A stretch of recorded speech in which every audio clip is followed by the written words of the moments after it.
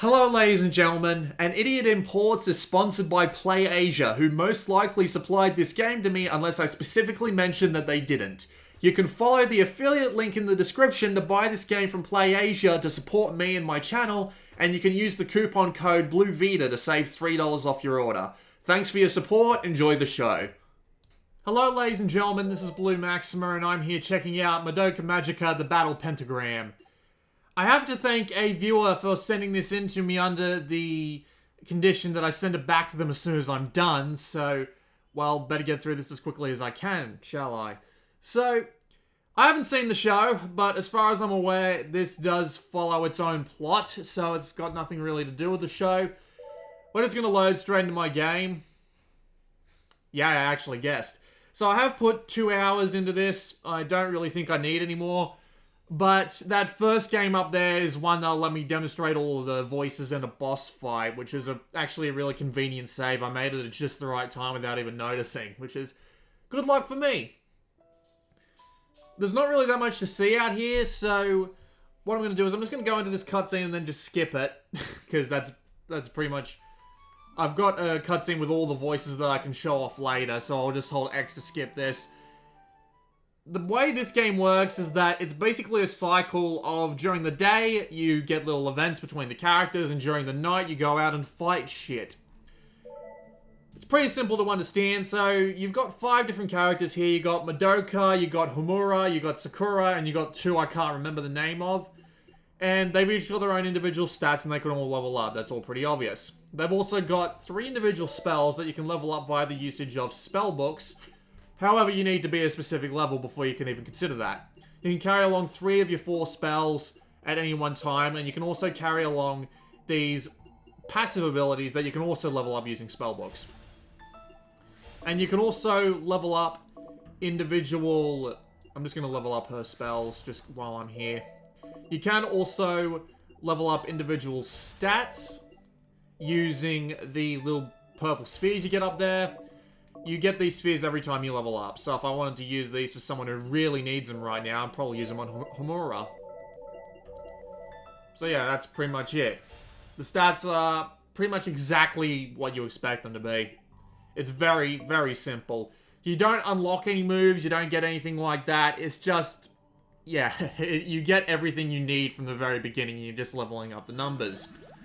Press square, it takes you into the relationship screen, and you can see everyone's relationship with everyone else. And getting these up to higher levels is the way to upgrade your magic stock, and in order to unlock the super powerful move, which I haven't unlocked yet because I haven't gotten anyone up to that particular kind of level. You level those relationships up by picking cutscenes where the 2 characters are together and also taking them both into fights. And the better you do in the fight, the more relationship power you get. So we can take along 1 main character and 1 support character. I think this'll do, just because these 2 kind of need more experience either way. And you can press triangle and square to go straight to the relationship and the power-up screens. But we don't need to do that right now, we'll just hop straight into the game. Looks like she's staring at something entirely off screen, like there's a speck on the floor. A lot of these loading screens are like that. Thankfully the loading times aren't actually that long, so we can just hop straight into it. And away we go. So this is the Battle Pentagram. It is a Dynasty Warriors clone, more or less. You have an attack button, which is triangle, and you have a magic button, which is square. And the magic button does a bunch of things, depending on what spell you've got selected on the bottom right corner there. So we've got guns. We can also use this thing, which looks like a paralyzing spell. And we've also got this, which is just a long-range, fuck you, I win spell for this lady, more or less. Magic costs MP, which you can see down in the bottom left there. You can also use magic attacks via pressing the analog stick in a direction and the attack button at the same time. But if you don't, it's just a regular attack chain. You can also do attacks in the air and also do magic in the air. But this is quite difficult to do successfully. I have a lot of trouble actually successfully pulling this off. Kind of sucks, really. You can also do a charging attack, which I recommend you get used to, because the charging attacks are not only really useful, you can actually knock enemies off the stage, which counts as an instant kill, which is fantastic when you're talking about this game. Do I have to go somewhere? No? Okay. The game does give you some objectives every now and again, but most of the time it's literally just kill all the enemies or find your way to the exit, more or less. You do have a dash button on the circle button. It's also a run button if you hold it down for long enough. You can block via R and the circle button, but it doesn't really help out with the amount of damage you take that much, so I wouldn't recommend doing it. I'd recommend just trying to dodge instead. Especially when you have to fight the first boss, which is like a gigantic nose with butterfly wings that throws chairs at you. Yeah, I know, that's the weirdest thing I've probably ever said on this channel, but it's entirely true. Not entirely sure what I'm meant to be doing here, but I thought by now... Oh, health pickup. Brilliant. There are pickups that you can get that can increase the time limit, give you more tension and stuff like that. Let's show off what tension does, by the way. Hold R and press triangle, sorry. And it basically does a cluster attack, but it doesn't really hurt that much. But if you're able to spam like 3 or 4 of them, it's great.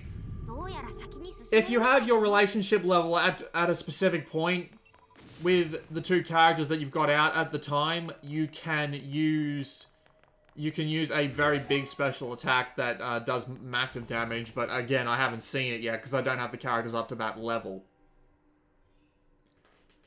So the combat in this game is annoying as shit. And you want to know why? Well, unless you're locked on for whatever reason, if you do an attack chain without being locked on, you will continue doing attacks in that direction because they've got button queuing. And button queuing is annoying as shit. What button queuing is that if you press the button a specific amount of times, you will do all the attacks in the chain until those button presses have been completely done. So, for example, if I was to hit triangle 4 times in a very quick succession, I'd go to the end of my attack chain, no matter what I do. Now, in a Dynasty Warriors game, that's a cardinal sin, because being able to change your attacks is generally one of the biggest things about Dynasty Warriors game. You want to be as flourishful as possible. You want to be able to... A lot of people like to use the phrase user expression, and it also just makes the game feel smoother in general, which is generally the point of these sorts of games. But in this game, unless you're locked on, and by which I mean you press the L button to lock on, and when you're locked on, you'll automatically snap to the next target and start moving in that direction, which you can't do when you're not locked on, by the way. Like, I can attack in one direction while I'm not locked on and that's it, but if I'm locked on, it'll swap me to the next enemy. That doesn't feel fair in the slightest. That shit just makes doing the regular attacks a massive pain in the ass. Just because of how much you have to make sure that you don't hit the triangle button like more than once or twice while trying to attack something. Even worse is that some of the characters have more than one attack on the one press. So for example, this lady here, her first 2 attacks are on her first press of the triangle button. So one press equals 2 attacks, and you can't get out of it until the animations are done. Which is annoying as shit. I hate it. I absolutely hate it. There is, of course, a little more to the combat. That little number you see in the bottom left is your magic stock, and your magic stock goes down by 1 when you hit select, and it lets you refresh your magic supplies. However, if you get knocked down, or if your friend gets knocked down, it will cost magic stock to revive them. To be specific, it'll cost 1 magic stock to revive your friend, and 3 magic stock to get yourself back up. And if you run out of magic stock, you go down again, you lose, more or less. Your friend can come over and revive you, but the AI in this game is shockingly bad. Like, honest to God, it is bloody terrible. Honest to God, terrible. it'll just fall over when you're just completely out of range to hell. Like, seriously, it'll just die for no bloody reason, and it's annoying as shit. Sometimes they'll manage to come over and revive you, but it's rare. It's pretty rare.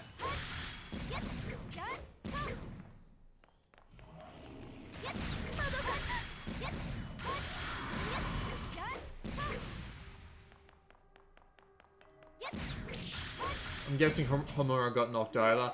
Notably, she can get herself back up if you just give her enough time to, which is weird. See? I even got all my health back when she got up. I don't know if she's got like a stock count of her own, like a magic stock, but still, kind of strange. Cutscene. Alright. We're about to go into a boss fight of some kind. There are some big, massive bosses that are based off the enemies off the show, but for the most part, they're usually just like bigger versions of the enemies that you're fighting here with more powerful attacks. At least that's what I think that orange door means.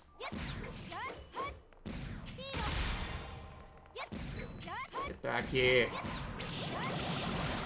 There are status effects you can get, but they're not entirely impressive. Like, you've got the ability to be paralyzed, the ability to be feared so that you can't like walk correctly, your controls are reversed more or less.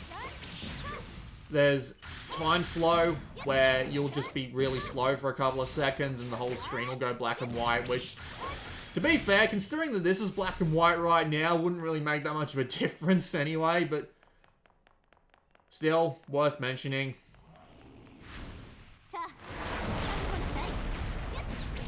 And just a couple of other things like poison. Like, nothing really that impressive or notable in the slightest. Very angry bird.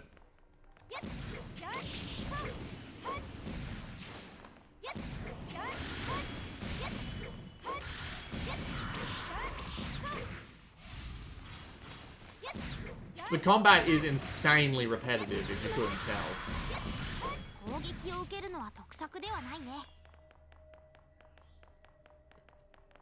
Also, these animations just look weird, like seriously. I don't know what it is about that dashing animation, but it just does not look right. Honest to God, that seriously just does not look right in the slightest. Just saved myself a bit of trouble here. Who can I lock onto? That one. There are different locales with different kinds of enemies, but if you want me to be honest, they're all pretty much the same. Like, they're not entirely the same, don't get me wrong, but at the same time, they are all really dull to actually fight. That's pretty much the deal. Sometimes they'll put you up against like 20 enemies and just none of them will be remotely engaging. And I mean, sure, some will attack you and they do actually do a fair amount of damage, but it's just hard to care.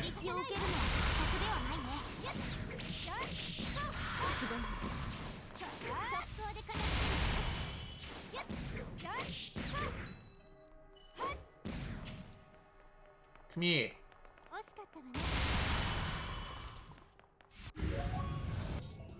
Alright, this is what I meant when I said there was a bigger one that would basically be the boss.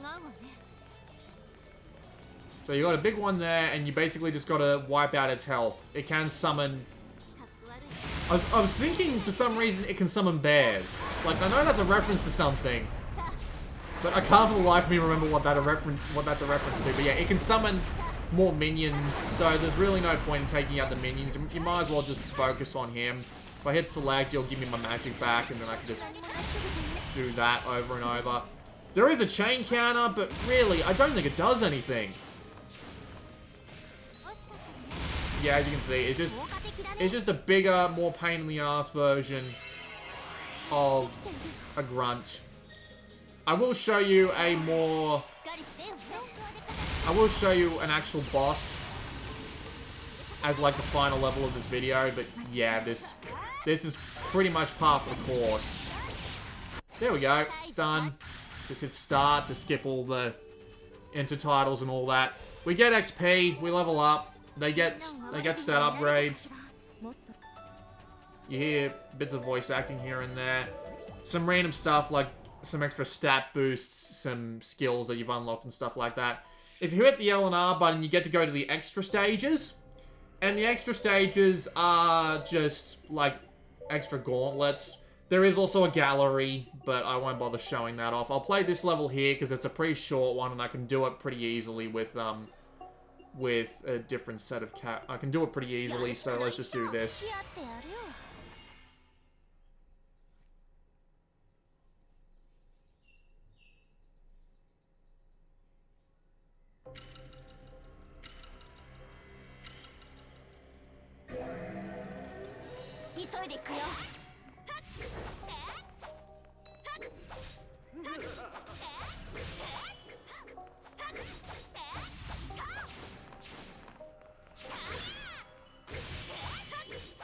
We've been given a 2-minute time limit, but thankfully this 2-minute time limit doesn't actually do anything on this stage.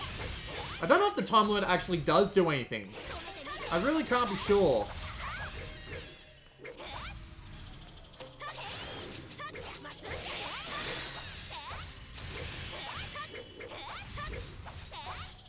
The annoying thing about these extra stages is that they give you basically no XP. So you're just kind of stuck with playing the normal stages or by grinding these over and over to get more XP. For the most part, you are fairly well suited to getting the... Work with me here. You are fairly well suited to getting through the game with the stats you've got, but there is a bad and a good ending, of course. So you do have to, like, work to earn that ending, and I imagine you won't be able to earn it on the first time through because it's an art dink game, and art dink do things like that.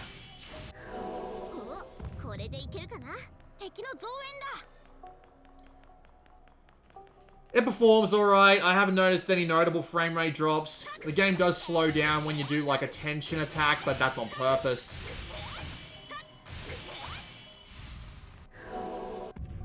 Door appears. Let's go into it.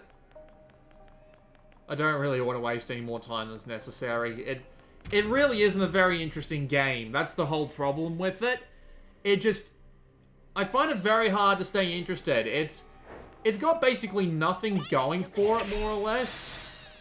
It looks kind of pretty, and it's got a licensed IP behind it. But that's pretty much all it's got. It's just not that interesting to play. I imagine some people will be into it because Madoka is a... Well, is or was. I mean, it is a pretty big anime franchise. I just don't know if it's still around. I'm guessing... Well, there were those movies that basically, well, I can't really say that, can I? But, yeah, they did have the movies and stuff that came a lot after the series. I don't know if they're going to continue on with them, but other than that, I can't really tell you if the series is still going, but yeah, this game certainly isn't doing it any favors, I gotta say. Intensely annoying, alright. Alright, so we've got another big boss guy here, but thankfully I can just do tension attacks and just spam my magic and not really care.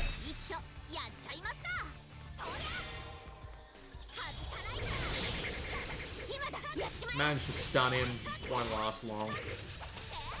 Use my magic stock to refill my magic. This is actually a pretty early level, so you do kind of run through them real fast. As you can see, only 550 XP for that. Not really useful in the slightest. So, what I'm going to do now is I'm going to load up my previous game that I've got here. I'll let the cutscene play out to let you listen to the voice acting. I'm pretty sure they do have all the voice actors from the Japanese dub.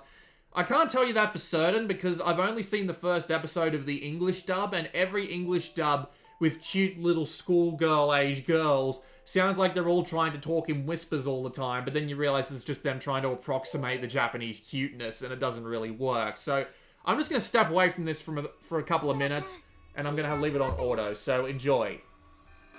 ありがとう、マドカ。それで何の用よ、転校生。ここ数日追いかけている結界の魔女に関すること？ええ、そうよ。やっぱりもう魔女に成長してるんだ。場所は？病院よ。そんな、病院にはまだ京介が。ミキちゃん、落ち着いて。まだ魔女結界に取り込まれたわけじゃないわよね。ええ、まだ時間はあるわ。よかったね、さやかちゃん。それでどんなやつなの？出てくる魔女はお菓子の魔女と呼ばれる小さな魔女よ。お菓子か。可愛い魔女だったりするのかな。前の魔女はちょっと気持ち悪かったから。マドカ、可愛いものにはトゲがあるって言うぜ。ええ、見た目に騙されて油断すれば。何？あけみさん。なんでもないわ。まあ、結界が消えるまで油断しなきゃいいんだろ。油断も何も私が速攻でぶっ潰してやるから。さやかちゃん。ミキさん、焦りは思わぬ隙を生んでしまうものよ。気になるとは思うけど、落ち着いて進みましょうね。はい、すみません。That was intensely good timing. Alright, so let's go and fight a boss. This is an earlier save game, so I don't have as much going on, but still, since you have everything unlocked from the very beginning, it's not like it matters. I should probably play as one of the main duo, just, you know, so that, just so that you can actually see them, but really their movesets aren't anything different from, well, not so much anything different as much as just not as interesting. But I'll bring along Madoka as my assist, just why not? Because I actually like this spear girl the most, because her leaping attack is ridiculously good, so you end up using it a ton. But anyway, I should probably, I know this character can beat this boss, so I'd rather look competent. But don't worry, you can see Madoka in the background there. Or maybe, you might be able to. You know what, I'll stick around and I'll fight these people for a little bit. So this is one of the two games that I actually wanted to get to do a video on, and the other one was Pro Yaku Spirits. What I didn't know was that what's this? Oh. Well, I get to go straight on if I want, but screw that. So, what, it's great, I lost my train of thought. So, turns out, Ardink made another game about a magical girl anime called Yuki Yuna is a Hero, and apparently it's exactly like this game, except worse. And I can't imagine that, because this game isn't very good to begin with. It's very, I don't even really know what the words are. It's very generic and not really that fun to play, which is a massive, well, not really a massive disappointment, but it is disappointing considering how long I've been looking for this game. And it just turns out to be not so much a pile of shit, but just something that's really not that engaging. Let me show you the dash attack, if I can hit it properly. And if I'm in range, yeah. You get the idea more or less, but it really isn't that satisfying. The animations are kind of canned, the damage you receive is pretty big, so it means you can't really just, like, relax and experiment. The upgrade system is really just, what's the word I'm looking for? Just minimalistic. I mean, I know it's an Ardink game, and Ardink aren't exactly the masters of complexity, but still, for a game that's trying to be like a hack and slash, you kind of want them to get as complex as possible, purely because of how repetitive these games tend to get. So, to have this game be as simple as it is really a bit of a pain in the ass.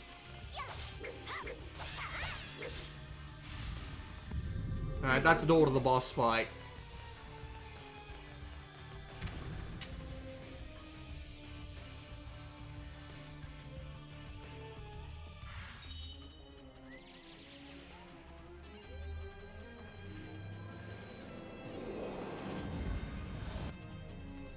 I have no idea what that said. Seriously, that wasn't in English. That was not English. Alright, so I do want to take this guy out as fast as possible because there is actually a second phase to this fight. Spoilers!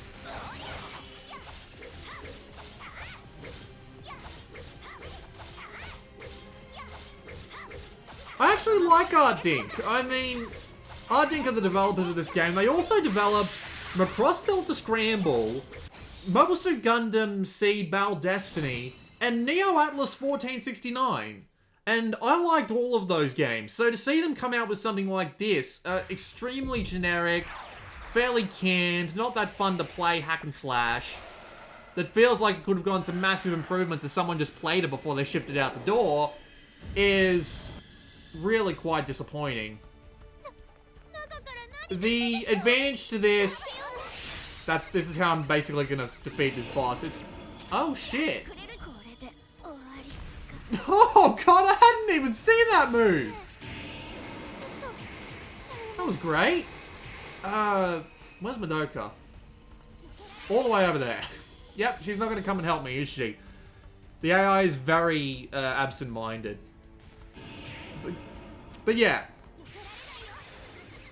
Considering that they made those games, it's really disappointing that they made something so just overwhelmingly generic and not particularly great. Come on, lock on. There's a lock on. Throw the spear. Missed. Did it miss? No, probably didn't miss. You do have the ability to jump, but again, the jumping is pretty damn canned as well. So it's like it's just hard to really take any advantage of it. Oh jeez. Yeah, you can't block that. Don't even try. There's no point. Just get it. Just hit the fucking thing. No, didn't hit in the face, so I didn't get the damage. Oh, Jesus.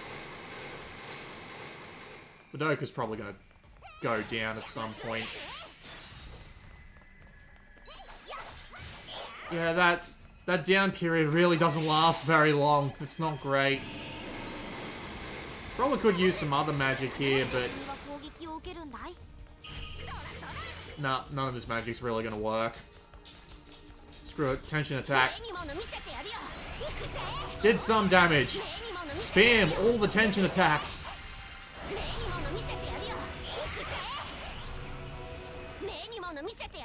Get my MP back. Wrong spell.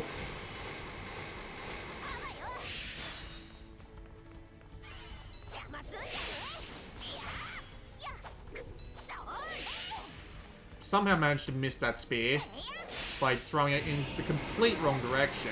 Run. Poor Madoka.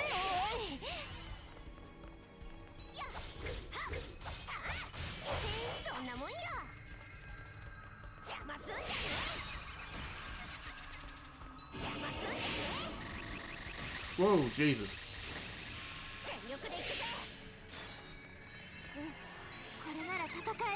And remember what I said about there being a boss that literally throws chairs at you and has butterfly wings? Yeah, it's a weird game.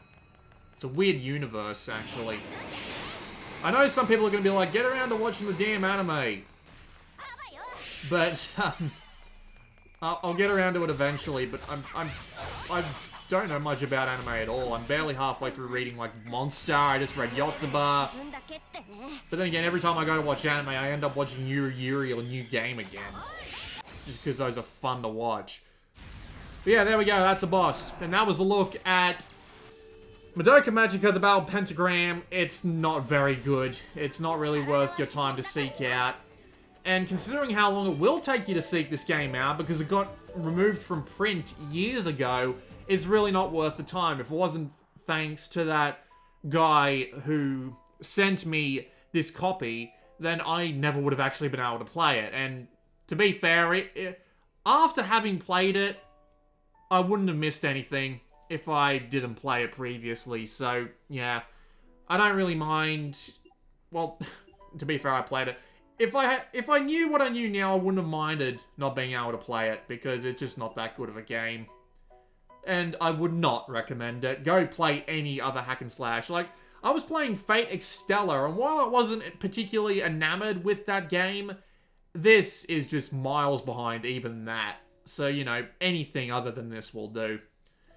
This has been Blue Maxima, and I'll see you all next time.